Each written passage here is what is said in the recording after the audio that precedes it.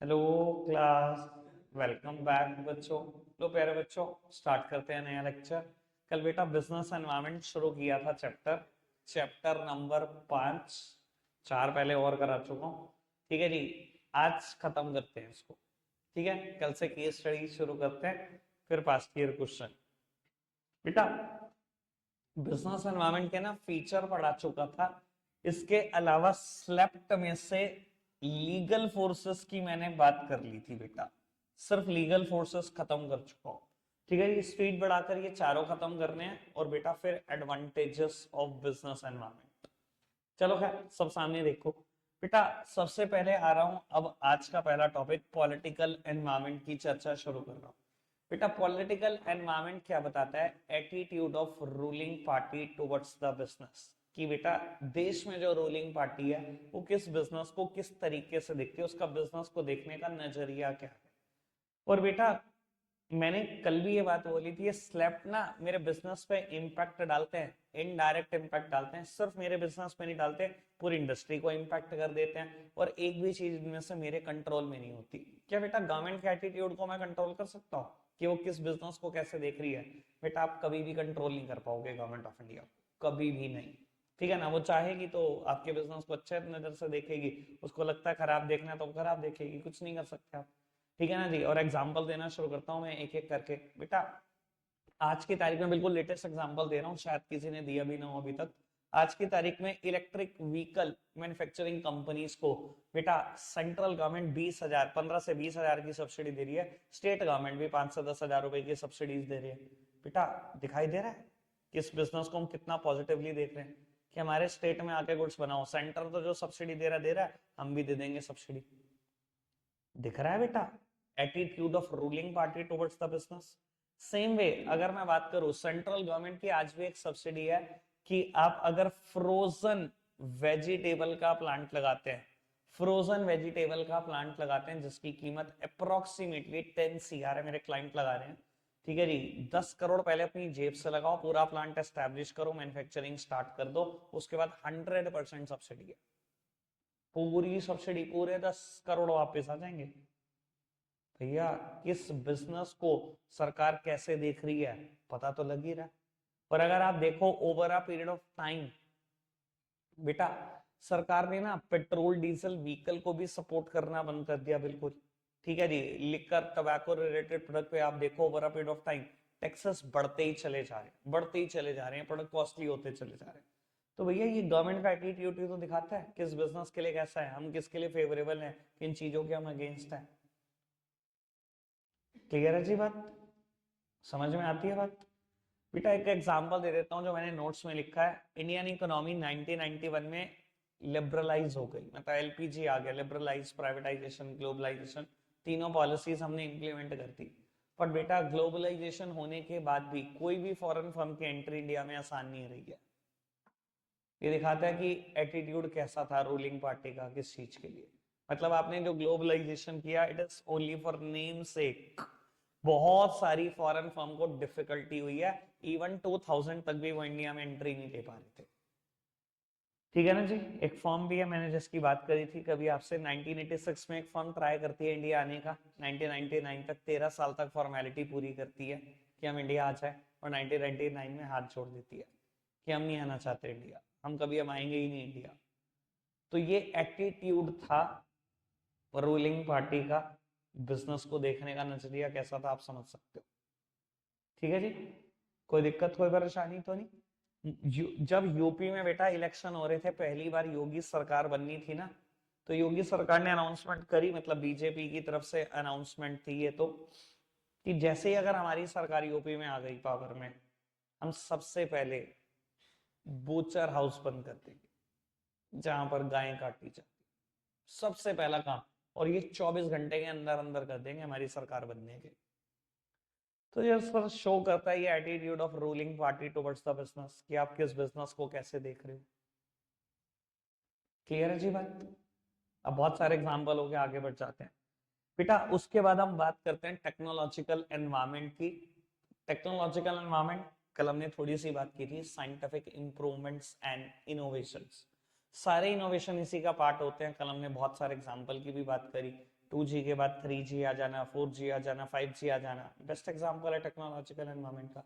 Landline phone के बाद बेटा कीपैड फोन का आ जाना, फिर कीपैड में भी कलर्ड फोन का आ जाना, फिर बेटा टच स्क्रीन आ जाना, उसमें भी इतने सारे इनोवेशन हो जाना, और आज जेड फोल्ड तक पहुंच जाना सैमसंग के। सब इनोवेशन ही था बेटा कि हम यहाँ तक पहुंच गए, ठीक है ना। इसके बाद बेटा कभी ब्लैक एंड व्हाइट टीवी का इस्तेमाल करना, ठीक है जी। उसके बाद कलर्ड में आ जाना, उसमें भी बेटा फ्लैट स्क्रीन में आ जाना, उसमें भी एलसीडीज में आ जाना, उसमें भी एलईडीज में आ जाना, ये सब इनोवेशन ही तो था, ठीक है ना जी। अब बाबू बहुत सारे एग्जाम्पल हो सकते हैं इनोवेशन के, कोई एक लिमिट नहीं है। ऐसे में कंप्यूटर्स में भी बात कर सकता हूँ।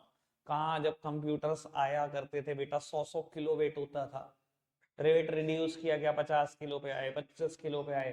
कंप्यूटर में भी फिर फ्लैट स्क्रीन आने लग गई, कहाँ फिर लैपटॉप, कहाँ नोटबुक, कहाँ टैबलेट, सब इनोवेशन है जी। कोई एक एग्जांपल नहीं है इनोवेशन का, ठीक है जी। बस ध्यान रख लेना, इनोवेशन का मतलब सिर्फ production of goods and services से नहीं होता बेटा, डिस्ट्रीब्यूशन में भी। अगर आप गुड्स के डिस्ट्रीब्यूशन में, सर्विसेज के डिस्ट्रीब्यूशन में कोई नया मेथड इंप्लीमेंट कर रहे हो तो बेटा वो भी इनोवेशन है। जैसे कि मैं एग्जांपल दे देता हूँ बेटा, जोमेटो एंड स्विगी, ये नए तरीके की सोच से गुड्स को डिस्ट्रीब्यूट किया जा रहा है। रेस्टोरेंट तो वही है आज, ढाबे तो आज भी वही हैं। क्या ये इनोवेशन है? बिल्कुल है। और अगर मैं बात करूं यूपीआई पेमेंट की, ये भी तो बहुत बड़ा इनोवेशन है, क्योंकि नया मेथड ही तो ढूंढा आपने। ये एक फाइनेंशियल सर्विस ही तो है बेटा, नया आइडिया सोचकर आप पेमेंट कर रहे हो, ये फाइनेंशियल सर्विसेज ही तो होती हैं, ठीक है जी। यानी कि इनोवेशन सिर्फ गुड्स तक सीमित नहीं है, सर्विसेज में भी इनोवेशन के एग्जाम्पल। क्लियर है जी बात? आगे बढ़ो जी। सोशल फोर्सेस बेटा, जहां आते हैं कस्टम्स, जहां आते हैं ट्रेडिशंस। बेटा कस्टम ट्रेडिशंस तो वो होते हैं जिनको हमने फॉलो किया decades over decades, centuries over centuries. लेकिन साथ ही साथ इसमें आते हैं बेटा सोसाइटी के शॉर्ट टर्म ट्रेंड्स भी, जो सोसाइटी में बेटा over a period of time आते हैं, कुछ टाइम के बाद दब भी जाते हैं। पर बेटा ये सोसाइटी के सारे ट्रेंड्स को इंक्लूड करता है। आज की तारीख में एक ट्रेंड है, और आपको सबको पता ही है बेटा, लोगों में फिटनेस का क्रेज बहुत ज्यादा है ना। जिमिंग प्रोडक्ट की डिमांड बढ़ती चली जा रही है, हर किसी को अपने घर में भी छोटी सी जिम लगानी है, ठीक है ना जी। और प्रोटीन सप्लीमेंट्स की डिमांड बढ़ रही है, मल्टी विटामिन की डिमांड बढ़ रही है, ठीक है ना जी। मिनरल वाटर की डिमांड बढ़ रही है, ये सब बढ़ रहा है। शेकर्स की डिमांड बढ़ रही है, ट्रेडमिल्स की डिमांड बढ़ रही है। बेटा ये ट्रेंड ही है, ये सोशल ट्रेंड ही है, ठीक है जी। सोशल ट्रेंड की बात करो, सोसाइटी के ट्रेंड की बात करो, तो नंबर ऑफ वर्किंग वुमेन बढ़ती चली जा रही है। सर पास्ट में होती थी वर्किंग वुमेन, सर 20 साल पहले सोच लो, 20 साल पहले सोच लो, वर्किंग वुमेन इतनी थी, आपकी मदर की एज की लेडीज नहीं थी। अब नंबर ऑफ वर्किंग वुमेन बढ़ती चली जा रही है, ट्रेंड शो कर रहा है, ठीक है ना जी। और इसी ट्रेंड के चलते जब 2013 में कंपनीज एक्ट अमेंड हुआ, तो बेटा एक बहुत मेजर चेंज ये हुआ कि हम हर जगह पे बढ़ पड़ते थे चेयरमैन चेयरमैन चेयरमैन, भैया बहुत सारी वुमेन चेयरमैन बनने लगी हैं, तो उन्होंने नाम बदल कर दिया चेयरपर्सन। ये इम्पैक्ट ये ट्रेंड का ही है, ठीक है जी। अब बेटा क्योंकि नंबर ऑफ वर्किंग वुमेन बढ़ती चली जा रही हैं, तो एक और ट्रेंड भी है, अब उनको लंच बनाने का टाइम ही नहीं लगता। तो आप देखोगे कि टिफिन सर्विसेज बड़ी एक्टिव होती चली जा रही है, ये भी सोसाइटी में आज की तारीख पे ट्रेंड है, ठीक है। आप अपनी सिटी से रिलेट मत करना किसी भी हाल में, आपकी सिटी में तो कोई ऐसी इंडस्ट्री नहीं है जहाँ मेंस भी काम कर सके, वुमेन्स की तो छोड़ दो। लेकिन अगर आप मेट्रोस की बात करो तो वहां टिफिन सर्विसेज बहुत ज्यादा एक्टिव है, बहुत ज्यादा, ठीक है ना जी। क्लियर है बात? बेटा सोसाइटी वर्ड आते ही 99% केस में आंसर सोशल फोर्सेस की तरफ झुक जाता है, ठीक है। और ये मैं जब केस स्टडीज कराऊंगा तो बात करूंगा, ठीक है। आगे बढ़ जाते हैं economic environment. Although economic environment में बेटा इकोनॉमिक्स में पढ़ी हुई आपकी हर टर्म आ जाती है, interest rate, inflation rate, exchange rate, disposable income, GDP, national income, inflation, deflation, import export policy, सब कुछ जो कुछ पढ़ा है आपने इकोनॉमिक्स में सब कुछ चिपका दो। लेकिन बेटा हम कुछ स्पेसिफिक चीजों पे ही एग्जांपल दे सकते हैं, वरना लेक्चर तो जितना मर्जी बड़ा करते चले जाओ, ठीक है जी। हम एक एक करके एग्जांपल उठा लेते हैं जो दो चार चीजों पे बात करनी चाहिए बेटा। सबसे पहले बात कर लेते हैं एक्सचेंज रेट पर। मैंने बोला ही है, अभी भी बोला है बेटा, ये सब मेरे बिजनेस पर इम्पैक्ट डालते हैं, और इम्पैक्ट पॉजिटिव भी हो सकता है, नेगेटिव भी हो सकता है, और कोई भी चीज मेरे कंट्रोल में नहीं है, कोई भी चीज पूरे स्लेप्ट में से, ठीक है ना जी। और सब मेरा बिजनेस इम्पैक्टेड नहीं होगा अगर स्लेप्ट इम्पैक्ट डालेगा। ये जनरल फोर्सेस हैं, मेरा बिजनेस सेलेक्ट करके इम्पैक्ट नहीं डालती, पूरी इंडस्ट्री को इम्पैक्ट कर देती हैं अगर कर देती हैं तो, ठीक है ना जी। चलो खैर, एक्सचेंज रेट का एग्जांपल वैसे बहुत बार दिया है मैंने। आप कोई प्रोडक्ट खरीद रहे हो यूएसए से, और बेटा वो प्रोडक्ट की कीमत है $1,00,000। आज $1 80 का। बेटा अगर आज पेमेंट कर दूं तो 80 लाख रुपए देने पड़ेंगे। 80 लाख दूंगा, $1,00,000 में कन्वर्ट होंगे, पे कर दूंगा। लेकिन मैंने क्या करा, उधार ले लिया 60 दिन का, मान लो $1,00,000 के गुड्स आ चुके हैं इंडिया, आराम से मैंने बेचने शुरू करे। मैंने कहा बेचता हूँ फिर देता हूँ।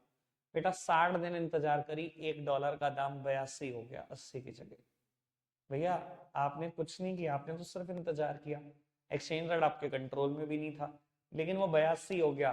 तो बेटा 82 लाख दोगे तो $1,00,000 मिलेंगे, यानी कि 2 लाख का बैठे बिठाए चोना लग गया आपको। आ गया नेगेटिव इम्पैक्ट। सेम चीज पॉजिटिव भी हो सकती है। अगर 60 दिन के बाद दाम 82 नहीं 78 हो जाए तो 2 लाख का फायदा हो गया। तो इम्पैक्ट मे बी पॉजिटिव और मे बी नेगेटिव, और बिजनेस पे इम्पैक्ट आते हैं, दिखाई दे रहा है। इंपोर्टर एक्सपोर्टर पे तो आए दिन इम्पैक्ट आता होगा इन चीजों का,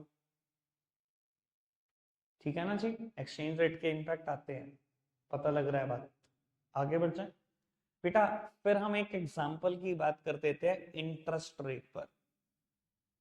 इंटरेस्ट रेट, क्या इंटरेस्ट रेट बिजनेस पर इम्पैक्ट डाल सकता है? ऐसा लोगों को लगता है कि इंटरेस्ट रेट कैसे इम्पैक्ट डाल सकता है। बेटा जब डीमोनेटाइजेशन हुआ, जो हमारे सामने अभी 2016 में हुआ था, पुराने 500 और 1000 के नोट जब डीमोनेटाइज हुए, तो बेटा आरबीआई ने ना एक चिंता व्यक्त की कि बहुत पैसा बैंकों के पास इकट्ठा हो गया, बहुत ज्यादा पैसा, कुछ लगभग 14.5 लाख करोड़ के आसपास, 14.5 लाख करोड़। आरबीआई को बहुत टेंशन कि बैंक इतनी ब्याज देंगे कैसे। भैया अगर लोग धीरे धीरे करके तो निकालेंगे, एकदम पैसा तो निकालेंगे नहीं। तो मतलब आरबीआई को चिंता सताने लगी कि कमर्शियल बैंक ये ब्याज देंगे कैसे लोगों को इतने पैसे की। तो उन्होंने क्या किया, बहुत सारी चीजें जो इम्पेक्टेड हुई थी ना डिमोनेटाइजेशन में, उन्हीं के लोन पर छूट दी थी। जैसे कि पहला सेक्टर जो इम्पेक्टेड हुआ था वो ऑटोमोबाइल हुआ था। ऑटोमोबाइल सेक्टर बहुत इम्पेक्टेड था, 2 व्हीलर 4 व्हीलर बहुत कम रेट से बिके थे, बहुत ही कम, ठीक है जी। सबसे ज्यादा डाउनफॉल अगर ऑटोमोबाइल ने देखा है तो डिमोनेटाइजेशन में देखा। Same is the case with the real estate too, ठीक है। प्रॉपर्टी नहीं बिक रही थी बेटा, ठीक है जी, लोगों के पास पैसा ही नहीं है, प्रॉपर्टी कहां से खरीदेंगे, वहां ब्लैक तो सबसे ज्यादा जाती है प्रॉपर्टी में, अब ब्लैक ही तो है नहीं भैया। 2000 के नोटों में थोड़ी पड़ी थी ब्लैक, 500 1000 के नोट पड़े थे, वो तो कोई एक्सेप्ट ही नहीं कर रहा था। तो प्रॉपर्टी ने भी बहुत बड़ा हिट सफर किया। तो आरबीआई ने क्या किया, इन्हीं दोनों लोन पर आरबीआई ने कहा जी घर बाय कर लो, सबसे सस्ता लोन दे देंगे 7% के आसपास, 7%। ऑटोमोबाइल कोई भी व्हीकल बाय कर लो 8%, 8.5% पे लोन दे देंगे। सारे कमर्शियल बैंक को डायरेक्शन दी थी, सबने भर भर के लोन बांटे, भर भर के लोन। तो वो जो आरबीआई की चिंता थी वो तो खत्म हो गई, लेकिन बिजनेस के बारे में बात करते हैं, बिजनेस का क्या हुआ। बेटा अगर आरबीआई ने इंटरेस्ट रेट कम कर लिया था तो आपको क्या लगता है इन इंडस्ट्री पर इंपैक्ट कैसा गया होगा, जो ऑटोमोबाइल इंडस्ट्री से जुड़े हुए लोग हैं, जो रियल एस्टेट से जुड़े हुए लोग हैं। सर बड़ा पॉजिटिव इंपैक्ट आया इनके बिजनेस पर, लोगों ने भर भर के लोन लिए और व्हीकल्स बहुत बिके, रियल एस्टेट बहुत बहुत बढ़िया बिजनेस चला। समझ में आती है बात। सर क्या एक स्पेसिफिक कंपनी की कार बिकी, क्या स्पेसिफिक कंपनी का सीमेंट बिका, सिर्फ अल्ट्राटेक की बिका क्या?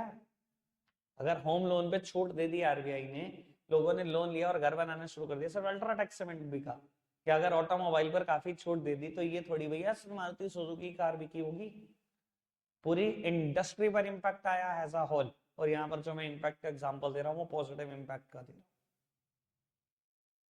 ठीक है जी। समझ में आती है बात। आगे बढ़ जाए बेटा, लास्ट एग्जांपल मेरा इन्फ्लेशन रेट और डिस्पोजेबल इनकम ऑफ कंज्यूमर से है। डिस्पोजेबल इनकम ऑफ कंज्यूमर, बेटा ये डिस्पोजेबल इनकम क्या होती है? वो इनकम जो टैक्स देने के बाद बच गई। मान लो आपने 100 रुपए इनकम कमाई और आपकी इनकम के ऊपर 20% इनकम टैक्स है, तो आपकी डिस्पोजेबल इनकम 80 है। ठीक है जी। मैं कहता हूं बेटा आपके पास आज 1/4/2024 महीना 80 रुपए है। ठीक है जी, सॉरी 80 रुपए डिस्पोजेबल इनकम है आपकी। और एक चेयर, ये जो चेयर पड़ी है इसकी कीमत 80 रुपए। ठीक है, आपने विचार बनाया कि मैं चेयर बाय कर लूं, लेकिन आपने उस विचार को पोस्टपोन कर दिया और आपने सोचा कि मैं ना 1 साल की एफडी कराता हूँ इस 80 रुपए की, अगले साल बाय कर लेंगे। आपने बेटा इस 80 रुपए की एफडी करा दी और आपको एफडी पे ब्याज मिला मान दो 6%। ठीक है, 1 साल के बाद जब 6% ब्याज मिला, 4 रुपए 80 पैसे का, आपकी इनकम हो गई 84 रुपए और 80 पैसे। लेकिन मार्केट में इन्फ्लेशन बढ़ा 7% से। ठीक है जी, मैं दुनिया को देखता हूं बेटा, और ये चीज ना मतलब मेरे को भी बहुत लेट समझ में आई। सीए बन चुके थे, बस एक ट्रेनिंग पेंडिंग थी।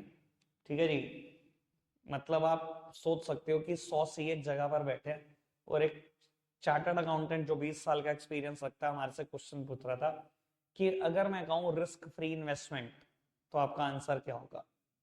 हम 100 में से 80-90 लोग एक ही आंसर कर रहे थे, जी FD FD FD FD FD. तो उस दिन हमें उसने आईना दिखा दिया। मैं एग्जांपल आज तक देता हूँ बच्चों को। उसने हमें आईना कैसे दिखाया मैं वही बताने की कोशिश कर रहा हूँ। भैया एफडी ने ब्याज दिया 6%, लेकिन मार्केट का इन्फ्लेशन रेट है 7%। यानी कि अगर ये 7% से बढ़े तो कुर्सी का दाम अगले साल 85 रुपए 60 पैसे हो गया। क्या हम इसको खरीदने के लायक हैं अगले साल? जिस चीज को हम पिछले साल खरीदने लायक थे, अगले साल हमारी उतनी परचेसिंग पावर ही नहीं है कि हम उसको खरीद लेंगे। यही इंडिया के मोस्ट ऑफ द लोगों के साथ किस्सा है जो इंडिया के सिनेरियो में होता रहता है। जितना इंटरेस्ट का रेट एफडी पर है उससे ज्यादा इन्फ्लेशन रेट है, और हमें फिर भी एफडी करानी है। हम ये सोचते रहते हैं कि रिस्क फ्री चीज है, बैंक कहाँ भाग रहा है। भैया रिस्क खाली बैंक के भागने ना भागने में है क्या? ये रिस्क नहीं है जो आपको दिखाई नहीं दे रहा कि हमारी परचेसिंग पावर हर साल गिरती चली आ रही है इन्फ्लेशन के चक्कर में। तो इन्फ्लेशन भी बेटा आपके बिजनेस पे बड़ा नेगेटिव इम्पैक्ट डालता है। चीजें महंगी होती जाती हैं, लोग बेटा डिस्करेज होते रहते हैं इन चीजों को बाय करने के लिए। समझ में आती है जितनी बात? कोई दिक्कत कोई परेशानी तो नहीं? अब बेटा मैंने लगभग स्लैब पर सारी बातें कर दी हैं, अगर और भी कुछ बात करनी पड़ेगी केस स्टडी के साथ साथ करता हूँ। आगे बढ़ते हैं बेटा, एक नया टॉपिक स्टार्ट कर रहे हैं। नोट्स में टॉपिक का नाम है इंपॉर्टेंस ऑफ बिजनेस एनवायरनमेंट, क्योंकि एनसीईआरटी में ऐसा नाम है। ऑल्दो नाम क्या होना चाहिए ये भी समझ लो, नाम होना चाहिए importance of scanning business environment.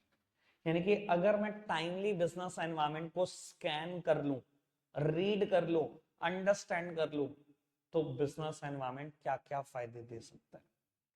क्या बेटा ऐसे कुछ लोग हैं जो बिजनेस एनवायरनमेंट में झांकने की कोशिश करते हैं? बेटा ऑल्दो बहुत सारी पढ़ाई की फील्ड ऐसी है जहां आपको इंटरसेप्ट करना सिखाया जाता है कि बिजनेस एनवायरनमेंट में क्या हो सकता है, बट बेटा ये जॉब बहुत रिस्की जॉब में से एक है दुनिया की। ये इंटरसेप्ट करना कि फ्यूचर में क्या होगा, it is next to impossible. ठीक है ना, बस इम्पॉसिबल के पास ही है। समझ में आती है जी बात? लेकिन फिर भी कुछ फायदे हैं, तो फायदे जानते हैं। सबसे पहला फायदा क्या लिखा है? It enables the firm to identify opportunities and getting the first mover advantage. और सिक्स्थ हेडिंग लिखी है improvement in the performance. Although बेटा दोनों बातें बिल्कुल आसपास है, बिल्कुल एक जैसी है, सुनना आराम से। बेटा एनवायरमेंट जो है, बिजनेस एनवायरमेंट जो है, it is the source of numerous opportunities. Number of opportunities का सोर्स है। Opportunities means positive external changes. अगर आप टाइमली स्कैन करते हो बिजनेस एनवायरनमेंट को तो आपको बहुत सारी अपॉर्चुनिटीज दिख जाएंगी जो आपके फेवर में बिजनेस को बदल के रख सकती हैं, आपकी परफॉर्मेंस को इंप्रूव कर सकती हैं। ठीक है ना जी? जैसे कि एग्जांपल है, पहले एनसीईआरटी की बात करते हैं, फिर मैं और इधर उधर की भी बात करूंगा। एनसीईआरटी का एग्जांपल है मारुति सुजुकी का। मारुति ने 90s में बेटा बिजनेस एनवायरनमेंट को स्कैन करा और उसने कहीं ना कहीं देखा लोगों को जरूरत है एक स्मॉल कार की, और उसने बेटा मारुति 800 बनाई। And Maruti will become the world leader in it. World leader बना भैया छोटी कार बेचने में, कोई भी नहीं था उसके आसपास भी नहीं आया कोई। ठीक है जी, ये तो हमारा एनसीईआरटी का पेट सा एग्जाम्पल है। इसके अलावा मैं पहले अपने शहर की भी बात करता हूँ, फिर इधर उधर से भी बात करता हूँ। बेटा आपके शहर में एलेक्स सिनेमास तो बंद भी हो गया, लक्ष्मी टाकिस हुआ करता था जो पहले, बहुत पुराना लक्ष्मी टाकिस, उसके पास एलेक्स सिनेमास। पता है आपको कहाँ खुला था? स्टैंडर्ड के बराबर में खुला था ना बेटा। पहला एसी सिनेमा हॉल था वो सहारनपुर का, कोई नहीं था उससे पहले तो सब खटारा खस्ता हालत में थे। पहला एसी सिनेमा हॉल बना और प्राइसेस लगभग सेम। अगर आरजी पैलेस नॉर्मल टिकट 150 रुपए की तो वो 200 रुपए में विदेशी था। तो भैया लोग कैसे टूटे आप समझ सकते हो, ठीक है ना जी। ये उसने क्या किया, टाइमली स्कैन करा बिजनेस एनवायरनमेंट को, लोगों की जरूरत को जाना and getting the first mover advantage, और फर्स्ट मूवर एडवांटेज उठाई। यकीन मानना हार्ट ऑफ द सिटी में इतनी जगह किसी के पास नहीं थी, ठीक है ना जी। जो उन्होंने इंप्लीमेंट करा, एक भी शो खाली नहीं जाता था, एक भी शो, खराब से खराब मूवी का भी। इतनी मूवर एडवांटेज उठाई। वो पार्टनरशिप के कुछ लफड़े ऐसे हुए कि वो फॉर्म पार्टनरशिप में थी, ठीक है ना जी। पहले ने लोन देने से मना कर दिया तो दूसरे ने कहा मैं क्यों दूं, और एलेक्स सिनेमा गिरवी पड़ा था शिवालिक मर्केंटाइल बैंक के पास। बाद में वो नीलाम हो गया। खैर 2 साल में ही मतलब अर्श से फर्श तक का सफर उन्होंने देख लिया, ठीक है। चलो खैर वो एक सेपरेट मुद्दा है, लेकिन फर्स्ट मूवर एडवांटेज उन्होंने उठाई थी। उसके बाद सबने इनको कॉपी किया, सबने कॉपी किया, सब रेनोवेटिव हुए, सब एसी सिनेमा हॉल में कन्वर्ट हुए। कॉपी शुरुआत कहां से हुई? शुरुआत तो एलेक्स सिनेमा से हुई। नाम था लक्ष्मी टाकिस, उसी को बना दिया एलेक्स सिनेमास। मतलब मैंने तो दोनों चीजें अपनी आंखों से देखी हैं। चलो खैर ऐसे बहुत सारे एग्जांपल है। चलो अब मैं एक और बात करता हूँ फर्स्ट मूवर एडवांटेज की।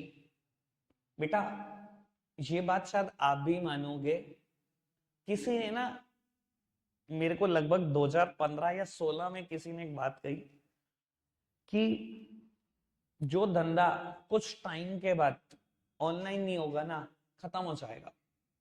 खैर मैंने उसकी बात से उसी दिन एग्री कर दिया कि बात आप बिल्कुल ठीक कह रहे हो। जिस तेजी से इंटरनेट आ रहा था ना, कि लग रहा था जो धंधा कुछ टाइम बाद ऑनलाइन नहीं होगा खत्म हो जाएगा।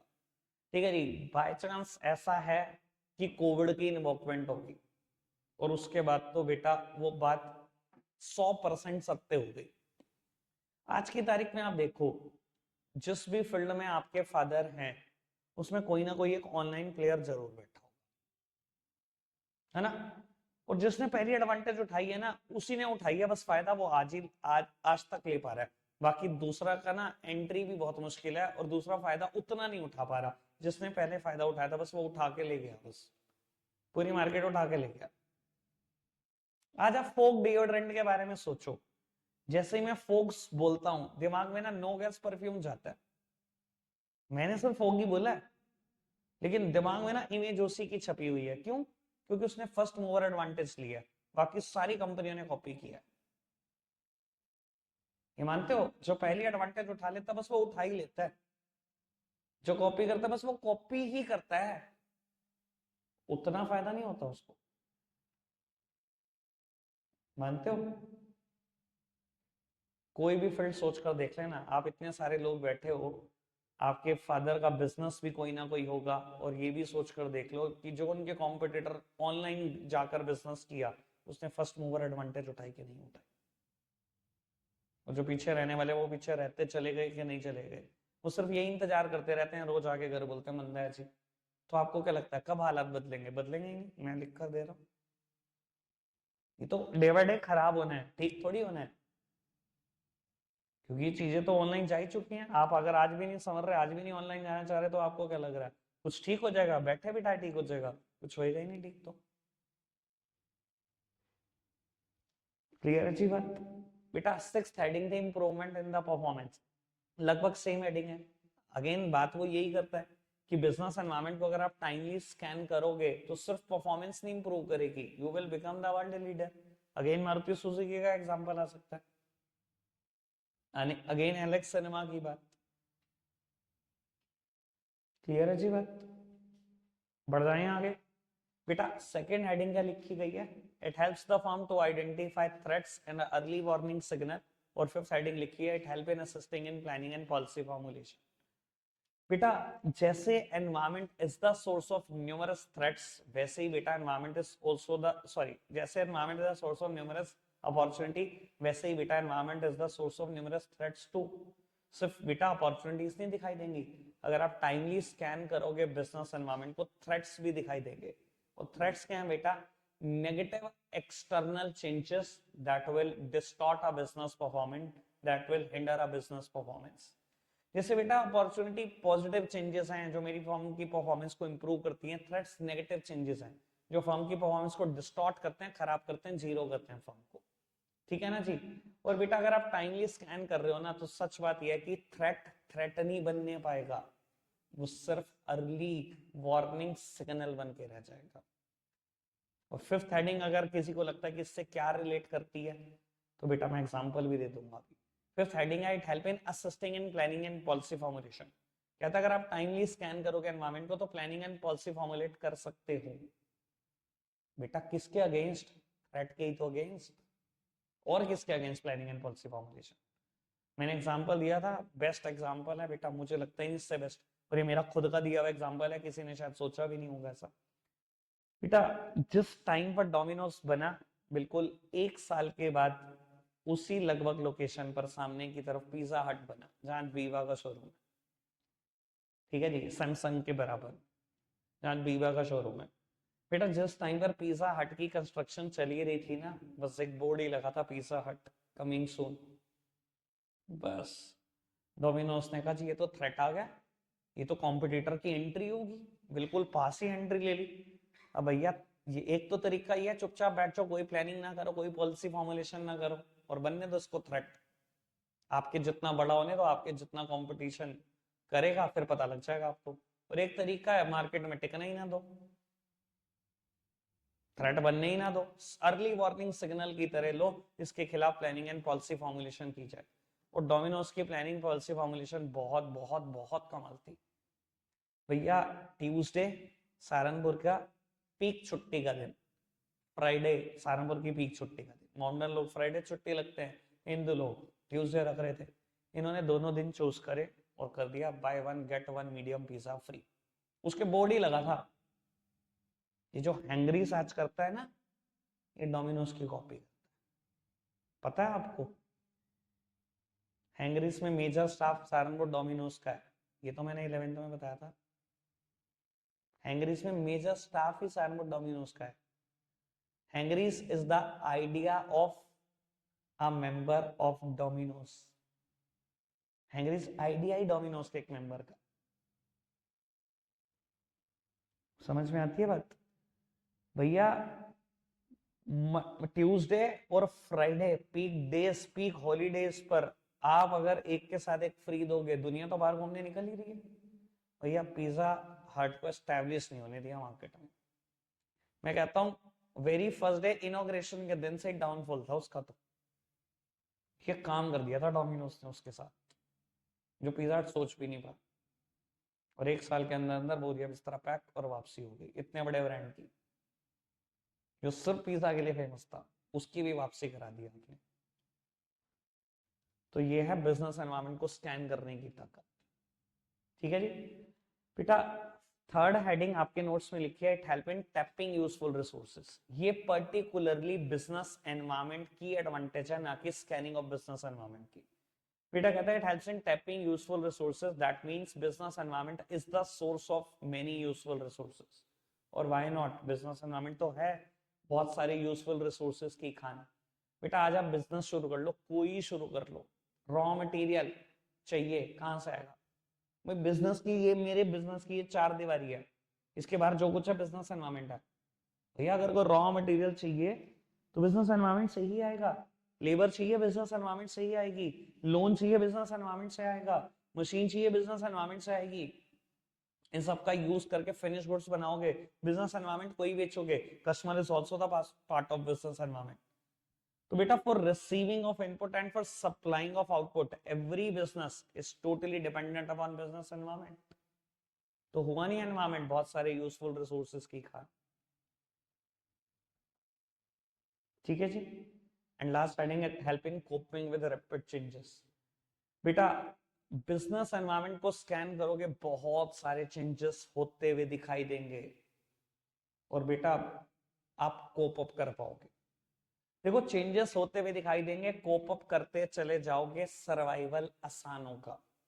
नहीं कॉपी करोगे, चेंजेस देखकर इग्नोर करोगे, तो भैया सर्वाइव भी नहीं कर पाओगे। बहुत सारे चेंजेस होते हुए दिखाई देते हैं, हम रोज देखते हैं किसी ना किसी बिजनेस के लिए गवर्नमेंट की पॉलिसी बदल रही है, कहीं ना कहीं कस्टमर का टेस्ट एंड प्रेफरेंसेस बदल रहे हैं, कहीं टेक्नोलॉजिकल इंप्रूवमेंट्स हैं, कहीं ट्रेंड्स बदल रहे हैं, कुछ ना कुछ चेंजेस बिजनेस एनवायरनमेंट में रेगुलर है, बिल्कुल रेगुलर है।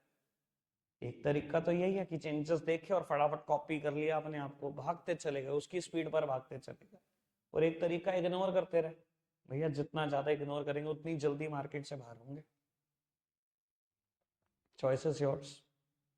मैंने लास्ट टाइम पर आपको एग्जांपल दिया था कि कई लोग बेटा पुराने टाइम में ना धंधा लगाकर बैठे हुए थे कैंडल मैन्युफैक्चरिंग का, मोमबत्ती बनाया करते थे। आज भी कई पुराने घरों में बेटा वो होंगे, इनकी फैक्ट्री होंगी, ठीक है, कहीं भट्टी लगी होंगी पुराने घरों में, मोमबत्ती बनाया करते थे लोग। ठीक है जी। अरे उन्होंने देखा लाइट 12 घंटे आने लगी है, पहले 8 घंटे आती थी, उन्होंने देखा 12 घंटे लाइट आने लगी है। इन्वर्टर का भी आविष्कार हो गया, इन्वर्टर आने लगे हैं लोगों के घरों में धीरे धीरे धीरे धीरे। लेकिन वही है, आंख बंद करके बैठ गए। चेंजेस भी दिखाई दे रहे हैं सोसाइटी में, पर नहीं, हमने तो इग्नोर करना है। लगे हुए मोमबत्ती पे लगे हुए, लाइट ने 16 घंटे आना शुरू कर दिया, लाइट ने 20 घंटे आना शुरू कर दिया, लेकिन हम मोमबत्ती पे टिके हुए हैं। आज क्या हालात है, दिवाली वाले दिन कुछ लोग ले आते हैं बस, बाकी तो मार्केट है ही नहीं आपकी, जीरो। तो ये होता है बिजनेस एनवायरनमेंट में, बहुत चेंजेस होते हुए दिखते हैं, कोप अप करना पड़ेगा सर्वाइवल के लिए, वरना मार्केट से आउट। स्कैन ही नहीं करोगे, आप सोचो मैं तो बिजनेस एनवायरनमेंट को स्कैन ही नहीं करता, बस खत्म हो, बहुत जल्दी मार्केट से आउट हो जाएगा बिजनेस। ठीक है जी, चैप्टर खत्म हो जाता है। नेक्स्ट लेक्चर में बेटा केस स्टडी स्टार्ट करें। Bye bye.